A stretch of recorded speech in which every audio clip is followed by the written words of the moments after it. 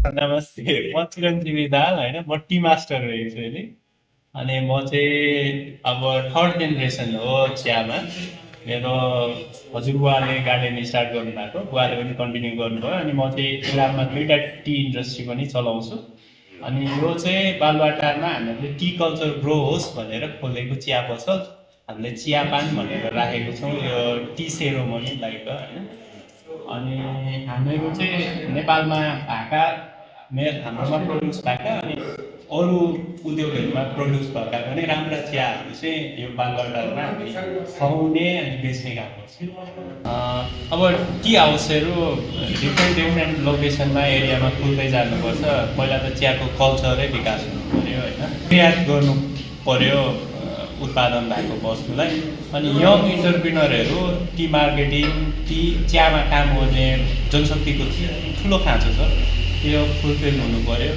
अनि म जस्तै अब कलेज अफ साइन्स एन्ड टेक्नोलोजीमा म चाइनामा ग्रेजुएसन गरेर आएको हो टी टेक्नोलोजीमा होइन। त्यस्तै मान्छेहरू धेरैजना हुनु पऱ्यो। त्यो भयो भने चाहिँ अनि नेपालको चियाले एउटा हाई भ्यालु पाउन सक्छ। किनभने संसारभरि भएको टी ग्रोइङ कन्ट्रिजमा म पुगेको छु। नेपालको जस्तो सोयल र हावापानी काहीँ पनि छैन। त्यो भएको चाइनाको पाकिस्तानको भन्दा पनि राम्रो छ, धेरै राम्रो। चीन, इन्डिया, श्रीलङ्का, अब भियतनाम, थाइल्यान्ड, केनिया यिनीहरूभन्दा हाम्रो चियाको बोटमा हुन्थ्यो। चियापत्ती चाहिँ एकदमै राम्रो छ, तर हाम्रो स्किल र प्रविधि र जनशक्ति नहुँदाखेरि अलिकति कमजोर छ। तर हामीहरूले त्यो गुणात्मक रूपमा सुधार्न सक्छौँ। चाइना, जापान र कोरियामा चाहिँ 6000 वर्षदेखिको इतिहास छ, हिस्ट्री छ होइन।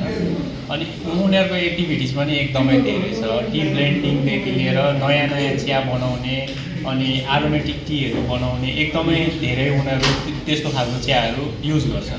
अब नेपालमा चाहिँ हामीले एक्टिभिटी चाहिँ एकदमै गर्न नसकेको, अनि फेरि ठुलो इन्डस्ट्री पनि नभएकोले, सानो इन्डस्ट्री भएकोले त्यो बुम हुन पनि फैलिन पनि नसकेको हो। तर बिस्तारै बिस्तारै अहिले टी ग्रोइङ एरियाहरू चाहिँ बढेको छ। त्यसले गर्दाखेरि इन फ्युचर चाहिँ त्यो ठुलो हुनसक्छ। त्यो तपाईँले स्विजरल्यान्डमा जुन चाखेको चिया हुनसक्छ, त्यो नेपालबाटै गएर त्यहाँ बनेको पनि हुनसक्छ।